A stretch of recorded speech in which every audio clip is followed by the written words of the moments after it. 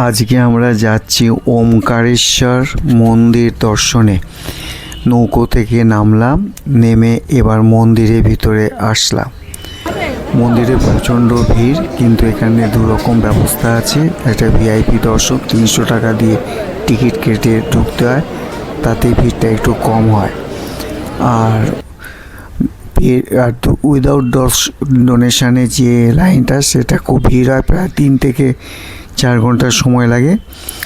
আমরা ভিআইপি দর্শনে ঢুকেছিলাম, যার জন্য খুব অল্প সময়ের মধ্যে আমরা গর্ভগৃহের মধ্যে প্রবেশ করেছিলাম। এই মন্দিরটি প্রায় 64টা এরকম লোহার স্তম্ভ রয়েছে, এবং প্রত্যেকটা লোহার স্তম্ভের মধ্যে বিভিন্ন রকম কারুকার্য করা আছে। সেটা আপনাদেরকে এখানে দেখাচ্ছি। মন্দিরে দাঁড়িয়ে আছি এবং সামনে বাবার মাথার আগে এখানে একটু জল ঢেলে দিলাম অর্ধেক। এরপরে বাবার মাথায় গিয়ে বাকি জলটা ঢালব। এখানে প্রচণ্ড ভিড়, এই ভিড়ের মধ্যে দিয়ে আমরা ধীরে ধীরে এগিয়ে চলেছি।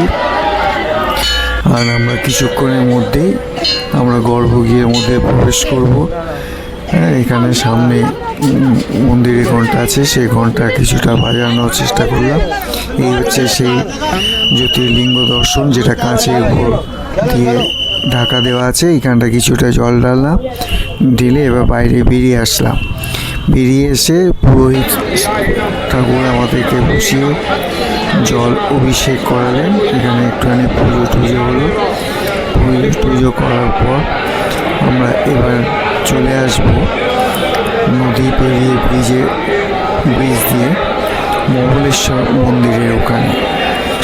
এবং মঙ্গলেশ্বর ওমকারেশ্বর দুটো একটাই জ্যোতির্লিঙ্গ, কিন্তু দুটো দেখার আমাদের দরকার আছে।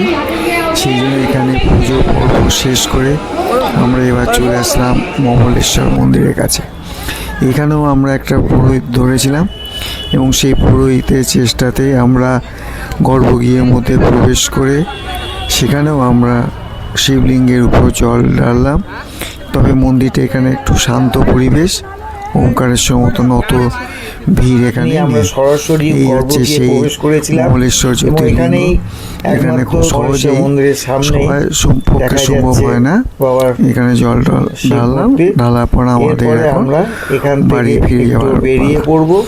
কাজে ভিডিওটা যদি ভালো লেগে থাকে অবশ্যই আপনারা শেয়ার করবেন, চ্যানেলটি সাবস্ক্রাইব করবেন এবং কমেন্টসে লিখবেন হর হর মহাদেব।